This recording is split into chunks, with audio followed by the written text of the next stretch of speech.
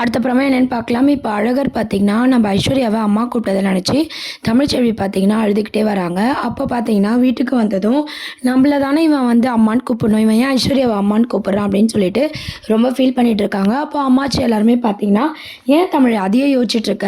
குழந்தை வந்து ஐஸ்வர்யாவ இருக்கிறதுனால, பாசமா பார்த்துக்கிறதுனால அப்படிலாம் கூப்பிட்டுட்டு இருக்கான். போக போக மாறிடும்." அப்படின்னு சொல்லிட்டு, தமிழோட அம்மாவும் நம்ம பாட்டியும் வந்து பார்த்தீங்கன்னா, சமாதானப்படுத்திட்டு இருக்காங்க. இருந்தாலும் பார்த்தீங்கன்னா, நம்ம தமிழ்ச்செல்விக்கு மனசே கேட்கல. சரின்னு சொல்லிட்டு எல்லாரும் போனதுக்கப்புறம் ஃபோனில் ஐஸ்வர்யா ஃபோட்டோவை எடுத்து காட்டுறாங்க. உடனே அழகர் பார்த்தீங்கன்னா அம்மான்னு கூப்பிடுறான். நம்ம தமிழை பார்த்து அம்மான்னு கூப்பிடல. இதை நினச்சி ரொம்பவே ஃபீல் பண்ணிட்டு இருக்காங்க. எல்லாரும் சாப்பிட்டுட்டு இருக்கும்போது தமிழ் வந்து சாப்பிட வரல, எனக்கு சாப்பிடவே பிடிக்கல அப்படின்னு சொல்லி ரொம்பவே ஃபீல் பண்ணிட்டு இருக்காங்க. அதுக்கப்புறம் வந்து இதுக்கெல்லாம் வந்து நம்ம வளர விடக்கூடாது.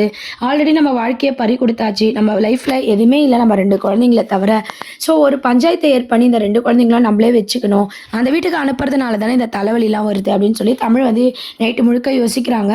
அதுக்கப்புறம் வந்து குழந்தைய வந்து எப்போ மாற்றுறாங்களோ அந்த டைம் வர வரைக்கும் தமிழ் வெயிட் பண்ணுறாங்க. பஞ்சாயத்து முன்னிலையில் குழந்தைங்கள மாற்றும் போது தமிழ் வந்து நான் ஒரு விஷயம் பேசணும் அப்படின்னு சொல்லி எல்லாருக்கிட்டையும் சொல்கிறாங்க. அங்கே சேது குடும்பமும் இருக்காங்க. இந்த மாதிரி என் குழந்தை அழகர் வந்து ஐஸ்வர்யாவை அம்மான்னு கூப்பிடுறது எனக்கு துளி கூட விருப்பம் கிடையாது அப்படின்ற மாதிரி சொல்லும்போது எல்லாருமே ரொம்பவே ஷாக் ஆகிடுறாங்க. ஐஸ்வர்யா உட்பட ரொம்பவே ஷாக் ஆகிடுறாங்க. அதுக்கப்புறம் பார்த்திங்கன்னா அங்கே ஈஸ்வரி எல்லாருமே இருக்காங்க. ரொம்பவே சந்தோஷப்படுறாங்க. பரவாயில்ல, இப்போ இவ எப்படியோ ஒரு கச்சேரி ஆரம்பிக்கிறா, இது மூலமாக இந்த குழந்தை இந்த வீட்டை விட்டு போனால் போதும் அப்படின்ற மாதிரி ஈஸ்வரிலாம் ஒரு பக்கம் யோசிச்சுட்டு இருக்காங்க.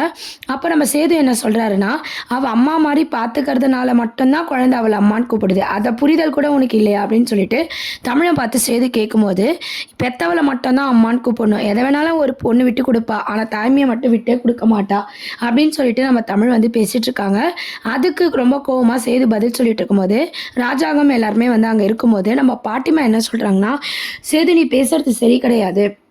உங்கள் அம்மா இறந்து இத்தனை வருஷத்தில் நீ மோகனாவை என்னன்னு கூப்பிட்ற, சின்னம்மா தானே கூப்பிட்ற, ஏன் அம்மான்னு கூப்பிட மாட்டேன்னு சொல்லி கேட்கும்போது சேதுக்கிட்ட பதில் இல்லை. அப்போ உனக்கு ஒரு நியாயம், உன் பிள்ளைக்கு ஒரு நியாயமா? அதுவும் இல்லாமல் தமிழ் உயிரோடு இருக்கும்போது அவளை அம்மான்னு கூப்பிடாம இன்னொருத்தி அம்மான்னு கூப்பிட்டா தமிழ் மனசு எவ்வளோ கஷ்டப்படும், இதில் நீ யோசிக்கவே இல்லைன்னு சொல்லி கேட்கும்போது பாட்டி சொல்கிறதோ கரெக்டாக தான் இருக்குன்ற மாதிரி சேது அமைதியாகிறாரு.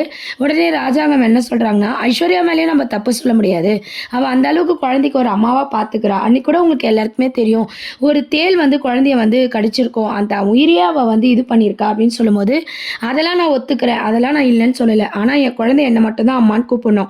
அதுக்கு நான் அந்த குழந்தைய இதுக்கப்புறம் அவங்க வீட்டுக்கெலாம் அனுப்புகிற மாதிரி இல்லை. அவங்களுக்கு வேணும்னா குழந்தைய எப்போனாலும் என் வீட்டுக்கு வந்து பார்த்துக்கிட்டோன்னு சொல்லி பஞ்சாயத்து முன்னிலையில் தமிழ்ச்செல்வி பார்த்திங்கன்னா இந்த பயத்தையும் அவங்களோட முடிவையும் சொல்லும்போது இதை யாருமே ஏற்றுக்க முடியாத அளவுக்கு சேது ஃபேமிலி வந்து ஆர்குமெண்ட் பண்ணிட்டு இருக்காங்க. உடனே ராஜாங்கம் வந்து நீ சொல்கிறது கொஞ்சம் கூட நியாயம் இல்லை அப்படின்ற மாதிரி கேட்கும்போது உடனே பாட்டிமா என்ன சொல்கிறாங்கன்னா, தமிழ் வந்து தமிழோட பயத்தை புரிஞ்சுக்கணும். நீ இத்தனால என்ன ஆத்தாத்தான்றிய, என் இடத்துல நீ வேற ஒருத்தைய வச்சு பார்க்க முடியுமா? அது மட்டும் இல்லாமல் நானும் தான் நீ கூப்பிட்டினா வேடிக்கை பார்த்துட்டு இருக்க முடியுமா? நமக்கு ஒரு நியாயம், தமிழ்ச்செல்விக்கு ஒரு நியாயமா? நம்ம தான் யோசிக்கணும் அப்படின்னு சொல்லி பாட்டிமா சொல்லும்போது சேது ராஜாங்கம் எல்லாருமே வந்து யோசிச்சுட்டு இருக்காங்க. நீங்கள் நல்ல தீர்ப்பு வழங்குங்கன்னு சொல்லி நான் வந்து இப்பயும் பொறுமையாக தான் இருக்கேன் அப்படின்ற மாதிரி தமிழ்ச்செல்வி வந்து கோவப்படுறாங்க. உடனே வந்து எல்லாரும் என்ன பண்ணுறதுன்னு சொல்லி யோசிச்சுட்டு இருக்கும்போது தமிழ்ச்செல்வி அழுதுட்டு இருக்காங்க. ஈஸ்வரி என்ன நினைக்கிறாங்கன்னா, பரவாயில்ல, எப்படியே இந்த குழந்தை இந்த வீட்டை விட்டு போனாதான் சேதுவும் ஐஸ்வர்யாவும் ஒன்றா இருக்க முடியும், குழந்தை பெற்றுக்க முடியும், ஐஸ்வர்யா குழந்தை இந்த வீட்டில் இருக்கும் அப்படின்ற மாதிரி நம்ம சித்ரா ஈஸ்வரி எல்லாருமே வந்து பார்த்திங்கன்னா நம்ம தமிழ்ச்செல்விக்கு சப்போர்ட்டாக பேசிகிட்டு இருக்காங்க. அப்போ ஐஸ்வர்யா என்ன சொல்கிறாங்கன்னா, அழகரை பிரிஞ்சு என்னால் இருக்க முடியாது, நான் என் பெத்த பிள்ளையா நான் அழகரை பார்த்துக்கிறேன், அழகரை என்கிட்டயே கொடுத்துருங்கன்னு சொல்லி ஐஸ்வர்யாவும் வந்து பார்த்திங்கன்னா எமோஷ்னலாக பேசி அழுதுட்டு இருக்காங்க. இன்னொரு சைடு தமிழ்ச்செல்வியும் அழுதுட்டு இருக்காங்க. யாருக்குமே என்ன சொல்கிறது, இதை என்ன மாதிரி தீர்ப்பு சொல்கிறது தெரியாமல் வந்து முடிச்சுட்டு இருக்காங்க. அப்புறம் பார்த்தீங்கன்னா சரி தமிழை வந்து எல்லாரும் சமாதானப்படுத்திட்டு இருக்காங்க. கொஞ்ச நாள் போட்டோம் அப்புறம் பார்த்துக்கலாம் அப்படின்னு சொல்லிட்டு உடனே தமிழ்ச்செல்வி என்ன சொல்கிறாங்கன்னா, கொஞ்ச நாள் கணக்கெலாம் வேண்டாம், நான் ஆரம்பத்திலேயே இந்த முடிவு எடுத்துக்கும் போது நீங்கள் ஒத்துருந்தீங்கன்னா இந்த பிரச்சனை திருப்பி தொடர்ந்து இருக்காது, இந்த மாதிரி புது புது பிரச்சனையெல்லாம் என்னால் ஃபேஸ் பண்ணிட்டு இருக்க முடியாது, நான் படிப்பேனா இதெல்லாம் யோசிச்சுட்டு இருப்பேனா, என்னை பார்த்து என் குழந்தை அம்மான்னு சொல்லலை, ஆனால் ஐஸ்வர்யா ஃபோட்டோ பார்த்து அம்மான்னு சொல்கிறான்னா எனக்கு அது எவ்வளோ கஷ்டமாக இருக்கும், நீங்கள் எல்லாரும் புரிஞ்சுக்கணும்னு சொல்லி கேட்கும்போது ராஜாங்கமும் தமிழ் சொல்கிறது கரெக்டாக தான் இருக்குன்னு சேதுக்கிட்ட சொல்கிறாங்க. சொல்கிறாங்க. அதுக்கு சேது என்ன சொல்கிறாருன்னா, அதெல்லாம் சரிப்பா, ஆனால் என்னால் அழகர் இல்லாமல் எப்படி இருக்க முடியும், அவள் சொல்கிறது தப்பு இல்லையா, 2 குழந்தையும் அவகிட்ட இருந்தா அப்போ நான் என்ன பண்ணுறது அப்படின்ற மாதிரி சேது ஒரு பக்கம் சொல்கிறாங்க. எப்போனாலும் என் குழந்தைய வந்து ஒரு தகப்பனாக வந்து பார்க்கலாம் போகலாம், என்றைக்குமே நான் அதை வந்து மறுப்பு சொல்ல மாட்டேன். ஆனால் என் 2 குழந்தைங்களுமே இதுக்கப்புறம் அந்த வீட்டில் விட்டால் என் பாசமோ என் அம்மான்னு கூப்பிடாதுங்க, அதை எப்பவுமே நான் விட்டு கொடுக்க மாட்டேன். இதுக்கு எதிர்மறையாக நீங்கள் தீர்ப்பு வழங்கினா நான் கோர்ட்டுக்கு கூட போவேன்னு சொல்லிட்டு தமிழ்ச்செல்வி ரொம்ப போல்டாக வந்து ரொம்ப தெளிவாக வந்து பஞ்சாயத்தில் பேசிகிட்டு இருக்காங்க. எல்லாருமே ரொம்பவே ஷாக் ஆகுறாங்க. ஐஸ்வர்யா ஒரு பக்கம் வந்து தமிழ்ச்செல்வி, நீங்கள் எடுத்திருக்க முடிவு தப்பு, நான் குழந்தைங்கள நல்லா பார்த்துப்பேன், நீங்கள் அவசரப்பட்டு இந்த மாதிரி முடிவெல்லாம் எடுக்கிறீங்க, குழந்தைய பிரிஞ்சு என் மாமாவால் மட்டும் இல்லை என்னாலே இருக்க முடியாதுன்னு சொல்லி கேட்கும்போது தமிழ்ச்செல்வி என்ன சொல்கிறாங்கன்னா, பெத்துக்காமையே நீங்கள் குழந்தைய பிரிஞ்சு இருக்க முடியாதுன்னு சொல்கிறீங்களே, நான் 10 மாதம் எடுத்து என் குழந்தைய வந்து உங்ககிட்ட விட்டு கொடுத்துட்டு உக்காந்துட்டு இருக்கேன், என்னை எங்கள் குழந்தை அம்மானே கூப்பிடல, நான் அம்மானே தெரியல, அப்போ எனக்கு எவ்வளோ பெரிய வலி அப்படின்னு சொல்லிட்டு நம்ம தமிழ்ச்செல்வி சொல்லும்போது ஐஸ்வர்யாவுக்கும் வந்து பார்த்தீங்கன்னா அப்படியே அமைதியாயிடுறாங்க. தமிழ்ச்செல்வி அழ அழ ஈஸ்வரிக்கு ரொம்பவே சந்தோஷமா இருக்கு. பரவாயில்ல, எந்த ரூபத்திலேயாவது தமிழ்ச்செல்வி அழுகுறாளே அப்படின்னு சொல்லிட்டு ஈஸ்வரி ரொம்ப சந்தோஷப்பட்டுட்டு இதை நம்ம யூஸ் பண்ணிட்டு எப்படின்னா இந்த குழந்தைய இந்த வீட்டை விட்டு அனுப்பணும்னு சொல்லி நம்ம ஈஸ்வரி வந்து பிளான் போட்டு தமிழுக்கு தப்பு போட்டா பேசுறாங்க. பஞ்சாயத்துல என்ன மாதிரியான தீர்ப்பு வழங்குவாங்க அப்படின்ற மாதிரி எல்லாருமே வந்து ஆர்வலா வந்து எதிர்பார்க்குறாங்க. உடனே தீர்ப்பு வழங்க முடியாது, யோசிச்சு தான் சொல்ல முடியும் அப்படின்ற மாதிரி பஞ்சாயத்து தரப்புல சொல்றாங்க. அதுக்கப்புறம் அது வரைக்கும் குழந்தை தமிழ்ச்செல்விக்கிட்டே இருக்கட்டும் அப்படின்ற மாதிரி சொல்லிடுறாங்க. உடனே 2 குழந்தையும் தமிழ்ச்செல்வி கூட்டு போனதை நினைச்சு சேது வந்து ரொம்பவே ஃபீல் பண்ணிட்டு இருக்காங்க.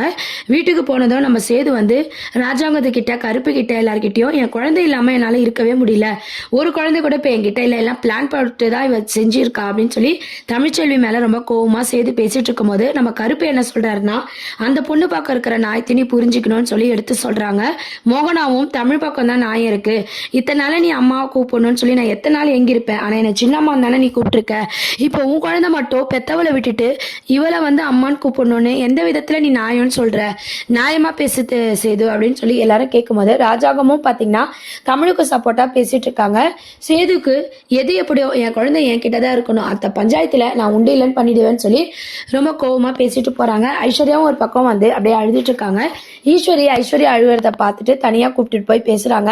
இதை நீ யூஸ் பண்ணிட்டு நீ சேது கிட்ட அந்யுன்யமாக இருந்து குழந்தைய பெற்றுட்டு உன் குழந்தைய இந்த வீட்டுக்கு வாரிசா ஆக்கிடு, இந்த சுச்சுவேஷனை நீ வந்து யூஸ் பண்ணிக்கோ, இல்லைனா சேதுக்கும் உனக்கும் எப்பவுமே நீங்கள் ஒன்றா இருக்க மாட்டீங்கன்னு சொல்லி ஐஸ்வர்யாவுக்கு சொல்லித்தராங்க. ஐஸ்வர்யா என்ன சொல்கிறாங்கன்னா, அழகர் இல்லாமல் என்னால் அதுலேருந்து வெளியே வரவே முடியல, மாமாவை நான் எவ்வளோ நேசிக்கிறனோ அதுக்கு ஈக்குவலாக அழகரை நேசிக்கிறேன், நான் பெத்த பிள்ளையாக தான் யோசிக்கிறேன், இப்படிலாம் எனக்கு நீங்கள் சொல்லித்தராதீங்கன்னு சொல்லி ஈஸ்வரி மேலே ரொம்ப கோவமாக பேசிட்டு அங்கேருந்து ஐஸ்வர்யா வந்து போயிடுறாங்க.